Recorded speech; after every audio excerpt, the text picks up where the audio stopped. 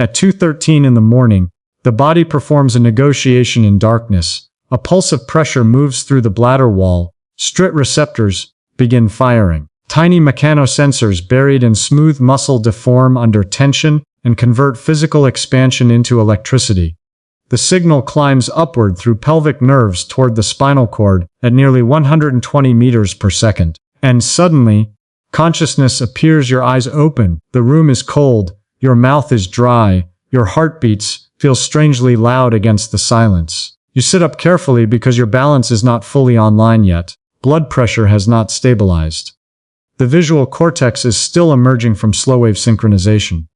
Somewhere deep inside the brainstem, arousal circuits are increasing norepinephrine release molecule by molecule. You walk to the bathroom half asleep, and most people think the problem was water, but it was never just water. It was timing, hormones, pressure gradients, kidney signaling, brain prediction. A biological system that evolved under sunlight, darkness, gravity, and scarcity, now colliding with artificial light, late meals, sodium overload, stress chemistry, and modern hydration habits that confuse the nervous system every single night.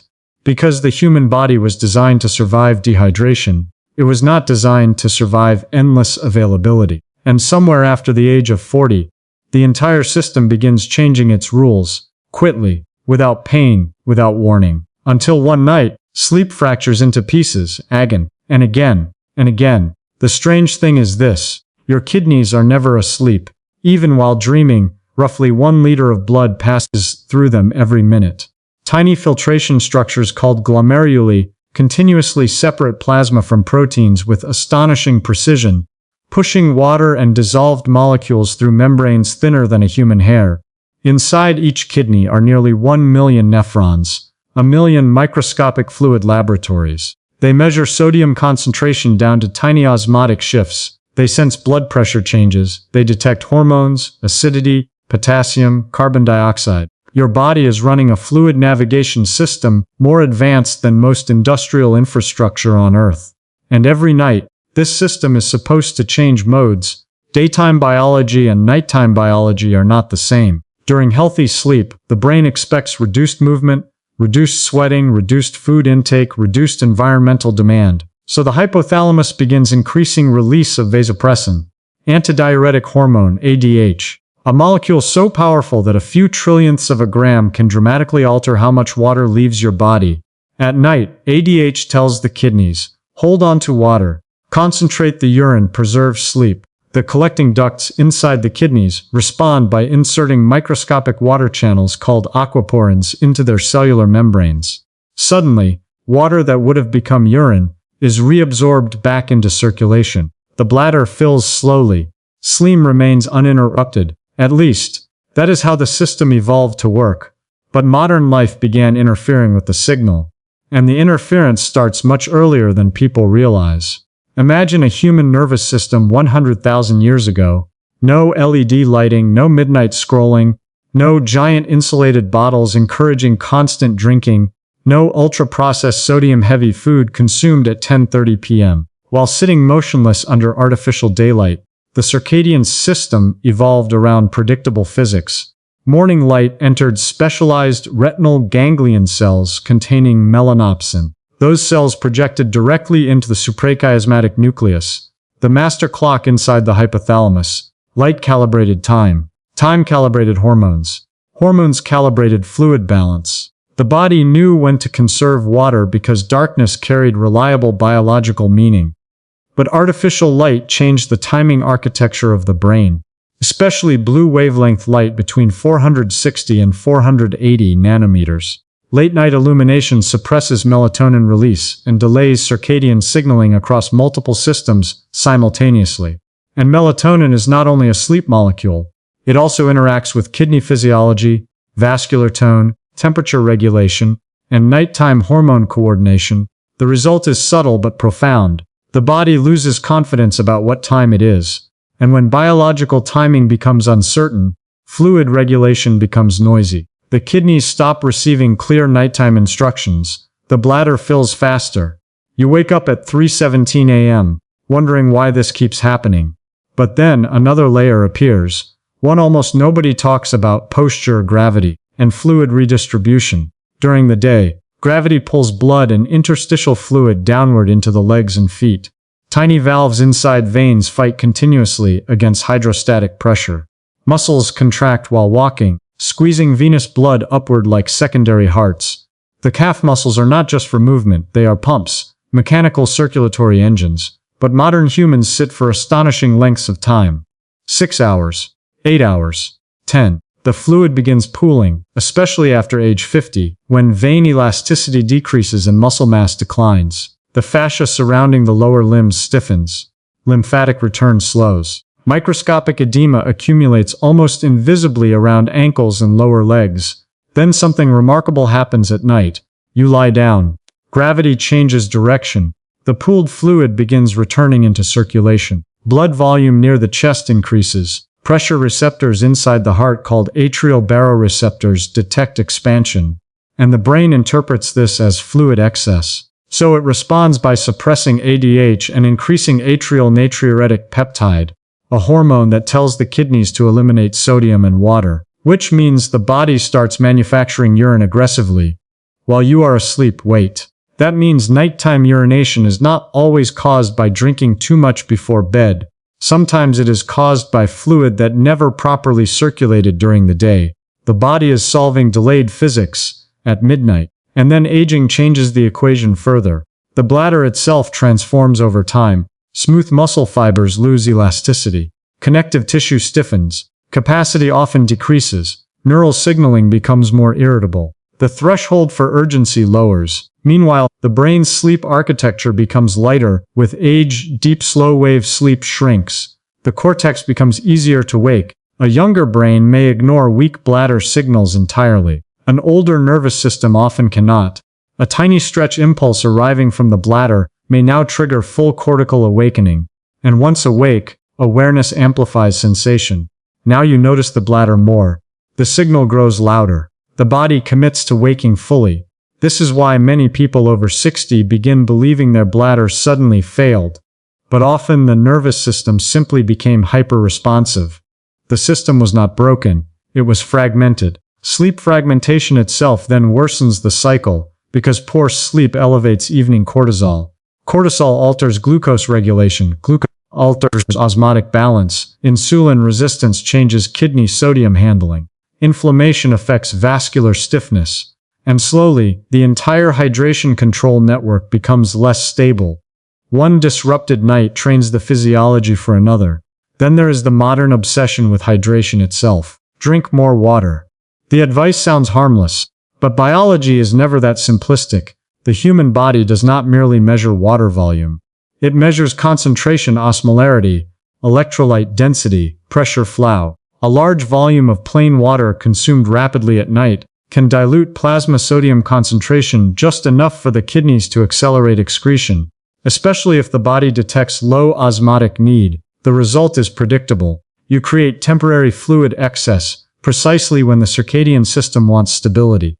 And modern drinking behavior is bizarre from an evolutionary perspective. Many people drink very little throughout the day while distracted and sedentary, then suddenly consume huge quantities in the evening after noticing thirst. The nervous system hates delayed compensation. Because the kidneys cannot instantly reorganize fluid architecture without consequences, everything becomes compressed into the hours before sleep. The bladder becomes the bottleneck. So what happens if hydration timing changes? Not deprivation, not restriction, timing, distribution rhythm.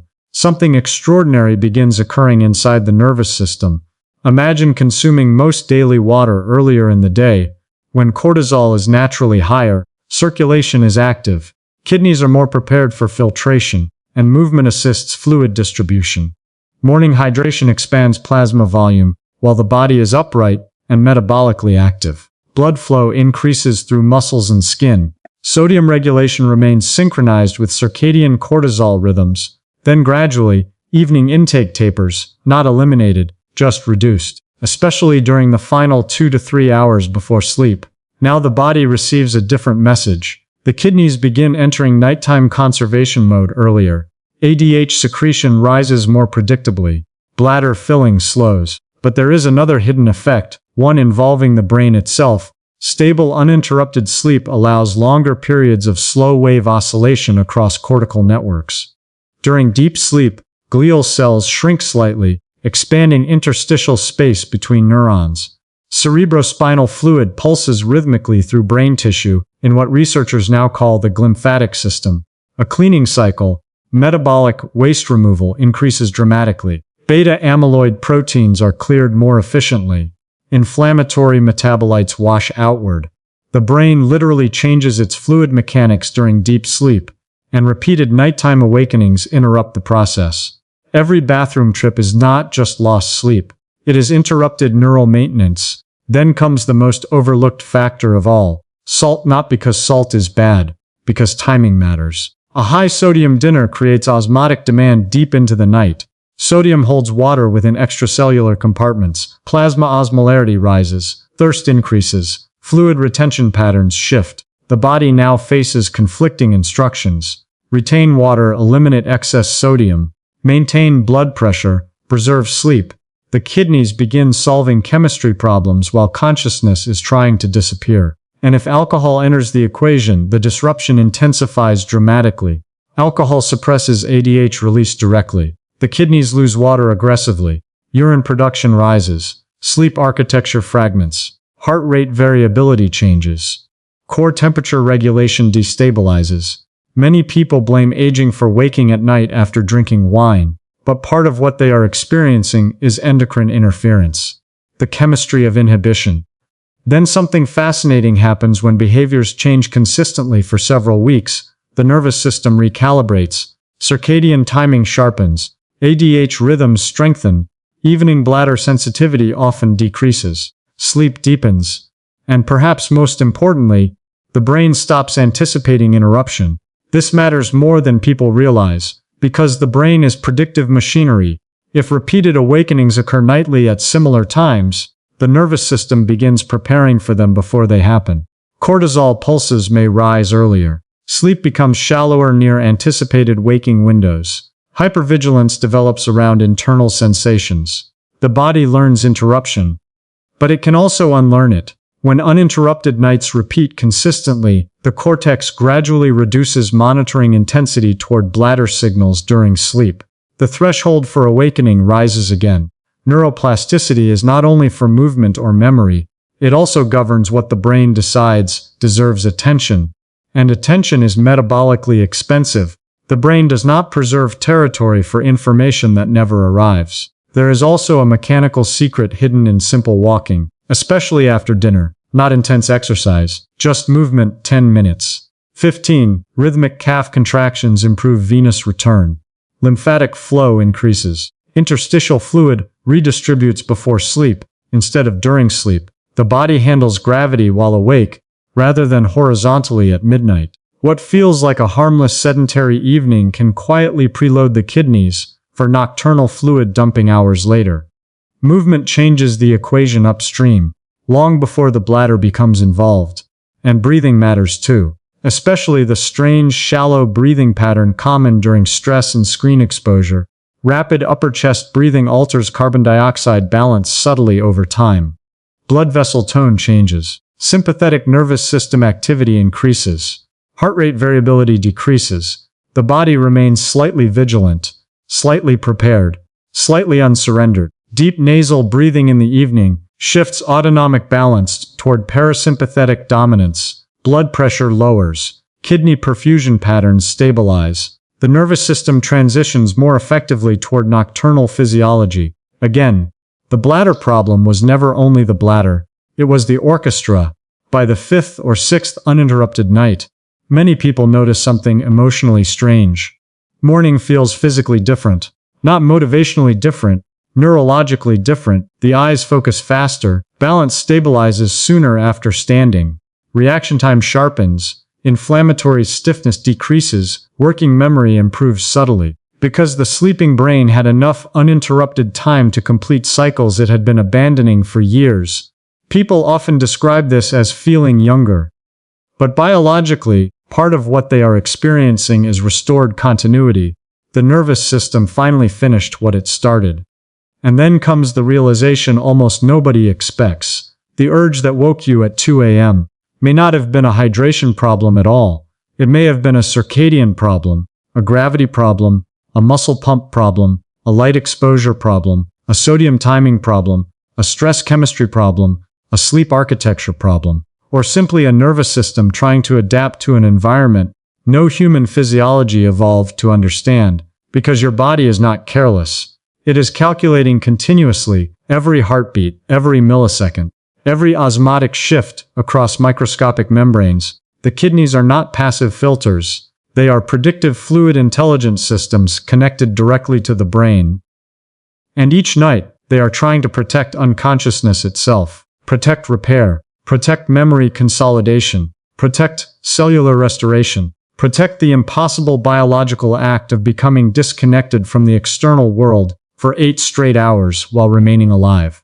Sleep is an engineering miracle, and uninterrupted sleep is one of the most metabolically sophisticated states the human body can produce. So perhaps the real question was never, how do I stop waking up to urinate? Perhaps the real question is, what signals has my body been receiving all day that convinced it sleep was unsafe to protect?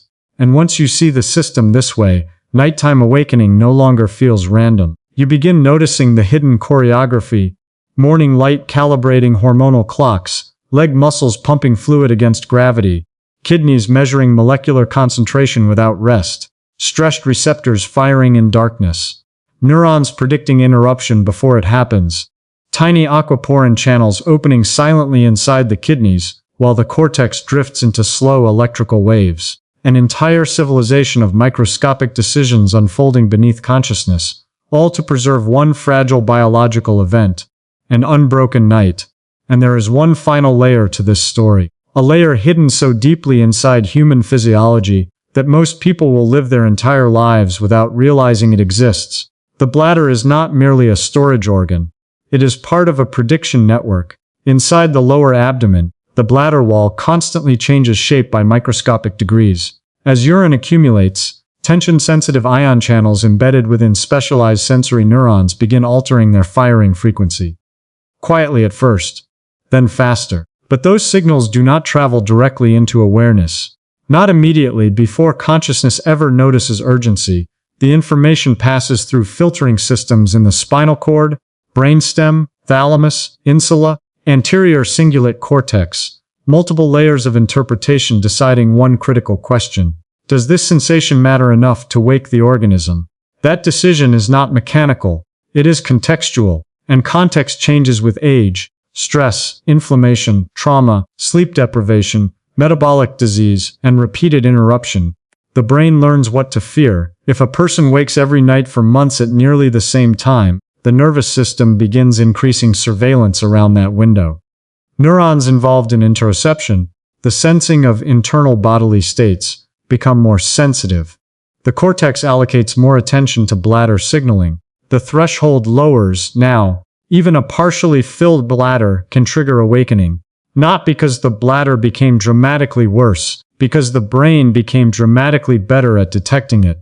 The system adapted. But adaptation is not always improvement. Sometimes adaptation is survival under abnormal conditions. This is why some people lie awake in bed feeling an urge to urinate, only to produce very little urine once they stand. The bladder was not necessarily full. The nervous system was amplified. A predictive alarm fired early, like a smoke detector becoming hypersensitive after weeks of false alarms. And once attention locks onto the bladder, something fascinating happens inside the sensory cortex. The signal grows. Awareness magnifies sensation. The body map inside the brain reallocates processing resources toward the perceived threat. What began as mild pressure becomes impossible to ignore. This is one of the strangest properties of human consciousness. Attention can increase the intensity of bodily sensation without changing the underlying tissue at all. The signal feels stronger because the brain turned up the gain. Now imagine this process unfolding inside a 63-year-old nervous system. Deep sleep has already become lighter. Melatonin secretion has decreased. Bladder elasticity has declined. Muscle mass in the legs has reduced by nearly 1% per year after middle age. Blood vessels have stiffened. circadian rhythms have weakened under artificial light exposure. And somewhere beneath all of that, the brain is attempting to maintain stability using prediction. But prediction only works when environments remain consistent. Modern life does not remain consistent. Some nights involve alcohol. Some involve late meals. Some involve stress hormones elevated from emails at 11:42 p.m. Some involve dehydration during the day followed by frantic hydration at night. The nervous system receives contradictory instructions constantly, so it becomes cautious. Hyper-alert systems wake easily, even in sleep. And then there is temperature, one of the most underappreciated forces governing nighttime urination. As evening approaches, healthy circadian biology lowers core body temperature gradually. Heat dissipates through blood vessels near the skin surface, especially in the hands and feet. This cooling process helps trigger sleep onset and stabilize deep sleep architecture. But hydration alters thermodynamics. A large volume of cold fluid before bed forces additional regulatory work onto the body. Blood vessels respond. Kidney filtration changes. Internal temperature gradients shift subtly. Again, the effect may seem small, but sleep physiology is built on tiny thresholds. Missinus matter, fractions of degrees matter. Hormonal pulses lasting minutes matter. A biological system optimized through evolution does not require dramatic disruption to become unstable, only repeated small disruptions over time. And then there is the prostate, a structure many men never think about until it begins reshaping their nights. The prostate sits beneath the bladder surrounding part of the urethra like a muscular ring. With age, hormonal signaling changes, especially involving dihydrotestosterone and inflammatory pathways, and the tissue often enlarges gradually, not suddenly microscopically year after year, until urine flow becomes turbulent. Residual urine remains after voiding. The bladder compensates by contracting harder. Sensory signaling increases. Nighttime awakenings become more frequent. But even here, the story is more complicated than simple obstruction. Because inflammation within the pelvic region also alters neural sensitivity. Local nerves begin firing more easily. Muscles surrounding the pelvic floor tighten unconsciously. Blood flow changes. Sympathetic nervous system activity rises. The body enters a subtle state of vigilance around urination itself. The nervous system starts anticipating difficulty. And anticipation changes physiology always. Women experience a parallel but different transformation, especially after menopause. Estrogen levels decline, affecting connective tissue integrity, urethral support, vascular health, collagen maintenance, and sensory regulation throughout the pelvic floor. The architecture supporting bladder control changes physically.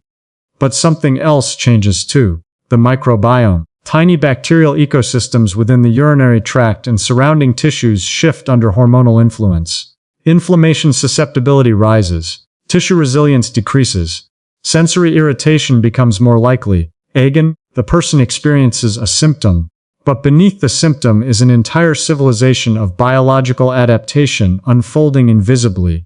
And this is where the story becomes unexpectedly hopeful, because many of these systems remain trainable, not through force, through consistency. The circadian system loves repetition.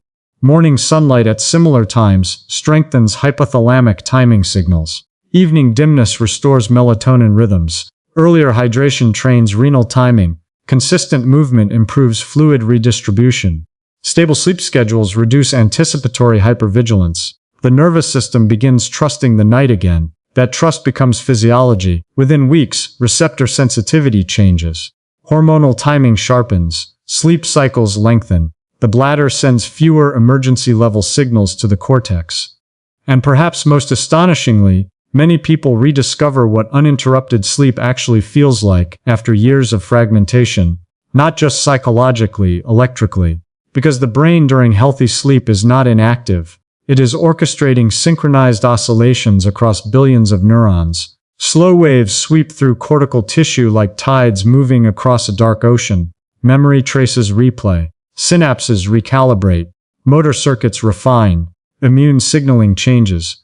Growth hormone pulses through tissues involved in repair. The sleeping brain is one of the most energetically organized states in nature, and every unnecessary awakening fractures the continuity of that process.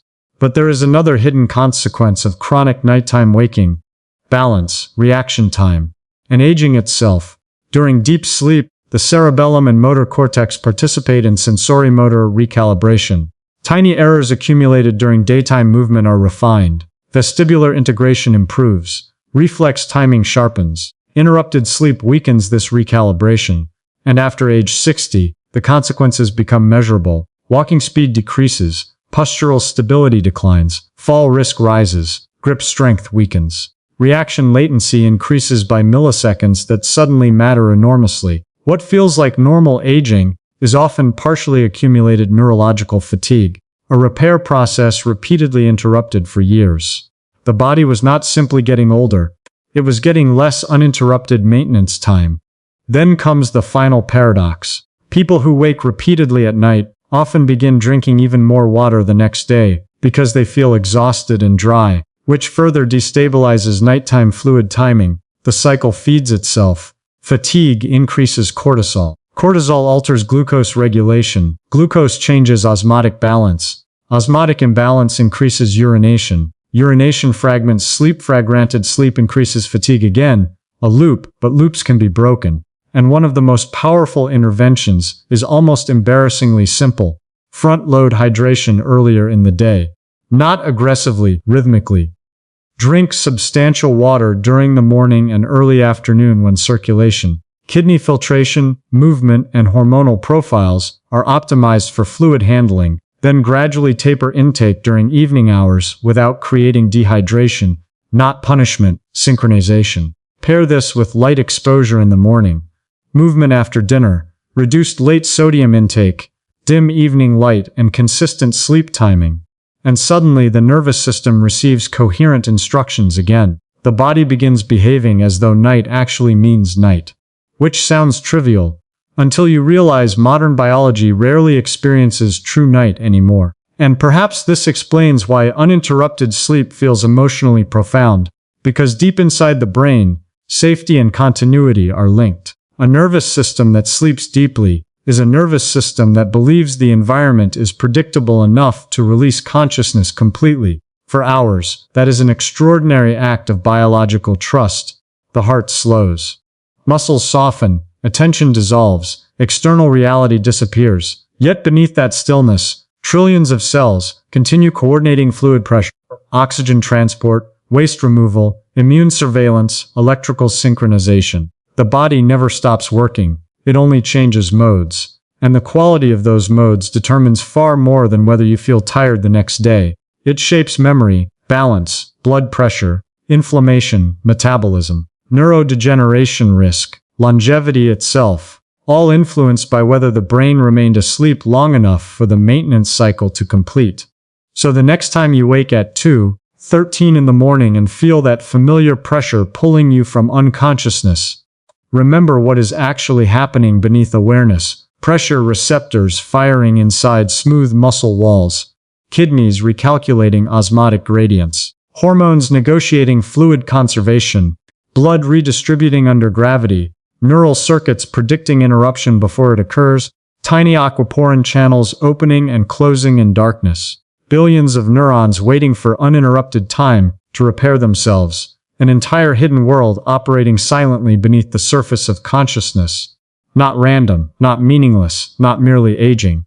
But physiology adapting, compensating, predicting, surviving. A biological civilization trying to preserve the night inside a world that no longer respects it.